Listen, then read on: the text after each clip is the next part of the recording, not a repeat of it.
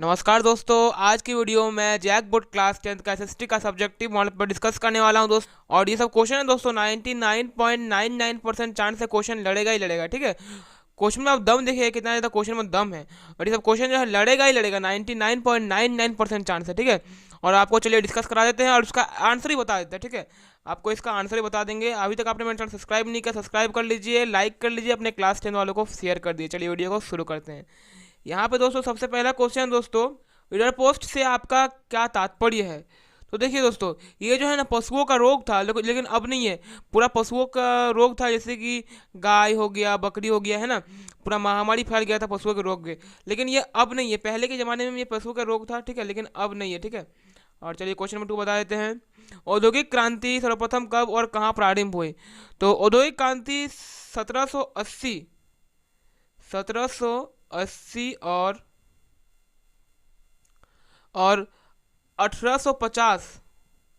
1850 के दशक के बीच ब्रिटेन में औद्योगिक क्रांति हुई थी। ठीक है, कहाँ पर और कब कब और कहाँ पर प्रारंभ हुई थी।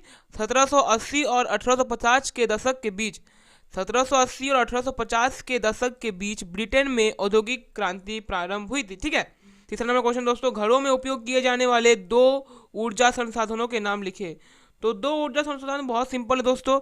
सर्वप्रथम है दोस्तों एक लकड़ी और दूसरा है कोयला। ठीक है, दो ऊर्जा संसाधन है। ठीक है, और चलिए क्वेश्चन नंबर 4 है, भारतीय राष्ट्रीय कांग्रेस की स्थापना कब हुई थी और इसके स्थापक कौन थे। तो भारतीय राष्ट्रीय कांग्रेस की स्थापना दोस्तों 28 दिसंबर 1885 में हुई थी। ठीक है, और इसके जो है संस्थापक कौन थे, ए और हम थे। ठीक है, इसके संस्थापक कौन थे, ए ओ हम थे इसके संस्थापक। ठीक है, चलिए क्वेश्चन नंबर 5 दिखाया था आपको। लोकतंत्र की दो चुनौतियों को लिखे। तो देखिए दोस्तों, लोकतंत्र की दो चुनौती बहुत ही सिंपल है। सर्वप्रथम की लोकतंत्र में आप मतलब लोकतंत्र का मतलब होता है दोस्तों लोगों का तंत्र। ठीक है, लोकतंत्र का मतलब होता है दोस्तों लोगों का तंत्र, मतलब लोगों का शासन। ठीक है, इसमें आप लोग वोट देके जो है ना अपने शासक को चुनते हैं कि मेरा शासक कौन बनेगा। ठीक है, तो लोकतंत्र का पता चल गया कि लोगों का तंत्र, जिसमें लोग जो है वोट देके क्या करते हैं, अपने शासक को चुनते हैं। तो दो चुनौतियां बहुत ही ईजी है दोस्तों कि लोकतंत्र में लोगों का तंत्र होता है, लोकतंत्र में एक सरकार के खिलाफ लोग सवाल पूछ सकते हैं एवं परिस्थिति ऐसा आने पर सरकार बदल भी सकते हैं। ठीक है, परिस्थिति होने पर सरकार आप लोग बदल भी सकते हैं। ठीक है, इतना हम लोग के हाथ में राइट रहता है। ठीक है, और क्वेश्चन नंबर 6 है दोस्तों, मुद्रा की परिभाषा कीजिए। तो देखिए दोस्तों, तो भारत की मुद्रा क्या है दोस्तों, रुपया। सबसे पहले आपको यह जानना चाहिए कि भारत की मुद्रा क्या है, तो रुपया है। कोई भी देश में मुद्रा बहुत ही इंपॉर्टेंट रखता है, आपको इस तरह से बना के लिखना है कि किसी भी देश में मुद्रा बहुत ही महत्वपूर्ण है। क्योंकि दोस्तों आप बाजार जाइएगा तो आप बिना मुद्रा के तो मतलब कुछ खरीद नहीं सकते हैं। आप अगर एक सुई तक खरीदिएगा उसके लिए भी आपको 1 रुपया, 2 रुपया या 5 रुपया जो है लगेगा। ठीक है, या 3 रुपया लगेगा, लेकिन आप बिना मुद्रा के आप तो कुछ खरीद नहीं सकते। इसलिए कोई भी देश को चलाने के लिए मुद्रा बहुत ही महत्वपूर्ण भूमिका निभाती है। ठीक है, और क्वेश्चन नंबर 7 है दोस्तों, उदारीकरण से क्या तात्पर्य है। उदारीकरण से हमारा ये तात्पर्य है कि मतलब किसी भी देश के नियमों को ढीला कर देना। ठीक है, किसी भी देश के विकास के लिए नियमों को ढीला कर देना। जैसे मान लीजिए कि दोस्तों कि बाहर से आए सामानों को, मतलब कोई भी विदेश से आए सामानों को हम लोग बहुत ज़्यादा टैक्स लेते हैं।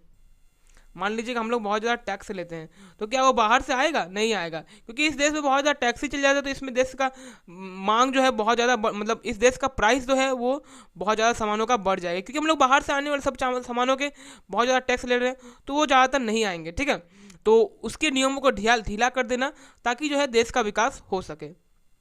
ठीक है, और आई होप आपको सेक्शन ए समझ में आ गया होगा। चलिए सेक्शन बी आपसे डिस्कस कर लेते हैं। तो क्वेश्चन नंबर 8 दोस्तों, वैश्वीकरण से आप क्या समझते हैं। तो वैश्वीकरण बहुत ही सिंपल है। वैश्वीकरण मतलब ग्लोबलाइजेशन होता है। ठीक है, तो इसके बारे में आपको बना के बढ़िया से लिखना है।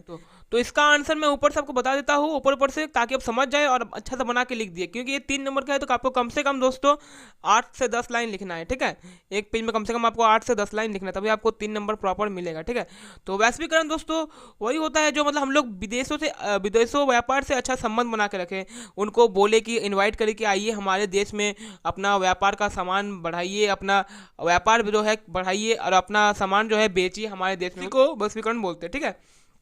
और क्वेश्चन नंबर 9 दोस्तों, ब्रिटेन की महिला कामगारों ने स्पेनिश जेनी मशीन पर हमला क्यों किया? तो ब्रिटेन की महिला कामगारों ने स्पेनिश जेनी मशीन पर हमला इसलिए किया था ना दोस्तों, क्योंकि उन लोगों को बहुत कम वेतन में मतलब काम कराया जा रहा था। जब वर्ल्ड वॉर चल रहा था, है ना, वर्ल्ड वॉर फर्स्ट चल रहा था, तब उन लोगों को बहुत कम वेतन में काम कराया जा रहा था, क्योंकि सब पुरुष तो लड़ाई लड़ने चल गए थे और उन लोगों को बच्चों को बहुत कम वेतन में काम कराया जा रहा था। इसलिए उन्होंने स्पेनिश जेनी मशीन पर हमला किया, क्योंकि वही जो एक मशीन था जहाँ पे वो लोग काम करते थे, ठीक है।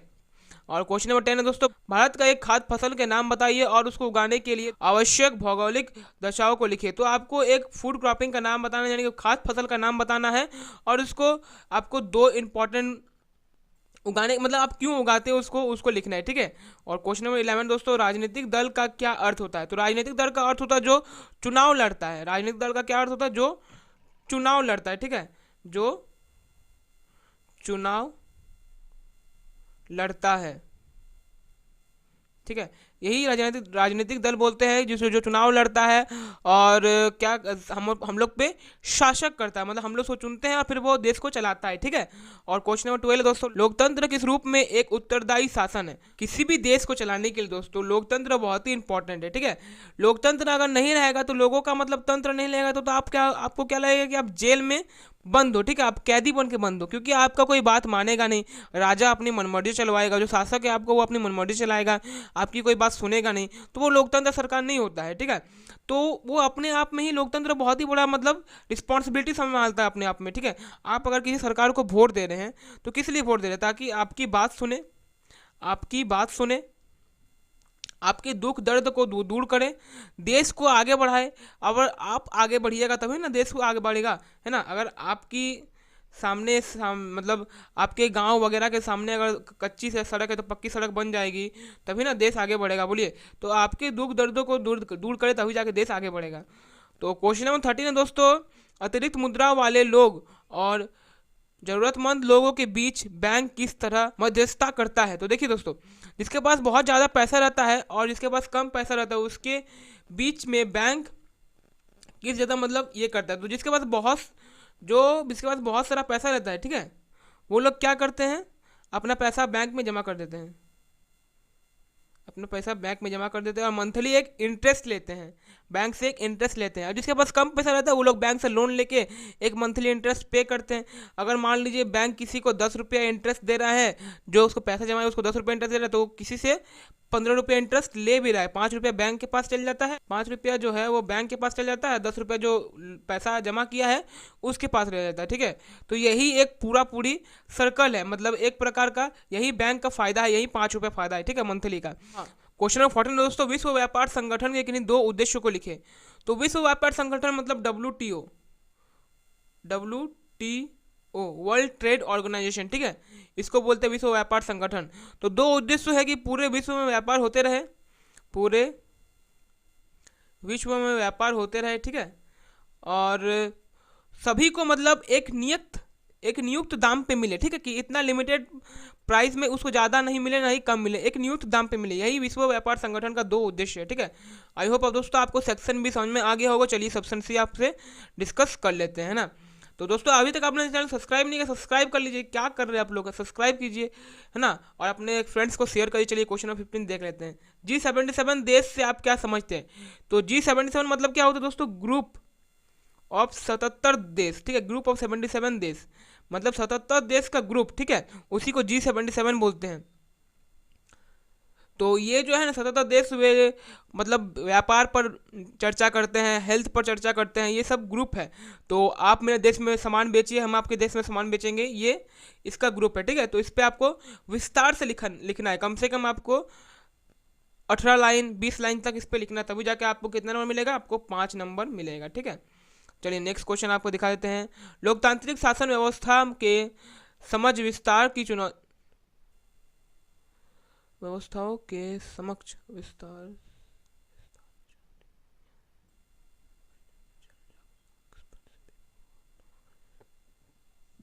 हाँ, तो 16 नंबर क्वेश्चन है, लोकतांत्रिक शासन व्यवस्थाओं के समक्ष विस्तार की चुनौतियाँ क्या है। दोस्तों आपको लोकतांत्रिक समस्या, आपको पहले लोकतंत्र के बारे में लिखना है कि लोकतांत्रिक क्या है और लोकतंत्र इतना इंपॉर्टेंट क्यों है, और फिर आपको विस्तार से उसको एक्सप्लेन करना है, ठीक है। उसकी चुनौतियों को लिखना है, जो कि मैंने आपको पहले ही बता दिया, ठीक है। और चलिए क्वेश्चन नंबर 17 देख लेते हैं।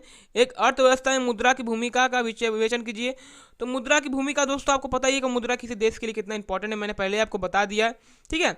भारत में नेक्स्ट क्वेश्चन दोस्तों, भारत में सौर ऊर्जा का भविष्य उज्जवल है क्यों।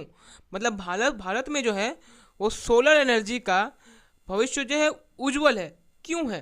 तो क्योंकि दोस्तों आज के डेट में आप देखिए कि अधिकतम लोग जो है वो सोलर एनर्जी, या फिर अधिकतम फैक्ट्री जो है वो सोलर एनर्जी यूज़ करती है, ठीक है। मतलब सूर्य का किरण से वो बिजली बनाती है ना, और उसी का वो लोग यूज़ करते हैं। तो दोस्तों फ्यूचर में हम लोगों को क्या होगा ना कि फ्यूचर में पेट्रोल वगैरह ख़त्म हो जाएगा। आपको पता है कि पेट्रोल एक दिन ख़त्म होने ही वाला है, पेट्रोल एक दिन ख़त्म होगा ही, तब हम लोग क्या करेंगे, और उस वक्त क्या होगा कि सोलर एनर्जी काम आएगा। सोलर एनर्जी हम लोग बैटरी चार्ज करेंगे और फिर गाड़ी वगैरह चलाएंगे। आज के डेट में बहुत सारे बैटरी स्कूटीज आ गए हैं, बाइक आ गए हैं, यहाँ तक कि कार वगैरह बैटरीज आ चुके हैं, और उसी का हम लोग चलाएंगे, ठीक है।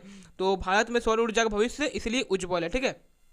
और आज के डेट में सबको ही दोस्तों जितनी फैक्ट्री है वो लगभग फैक्ट्री सौर ऊर्जा का ही इस्तेमाल करती है, क्योंकि दोस्तों बिजली का जो इस्तेमाल है वो बस नियत समय पर तक है।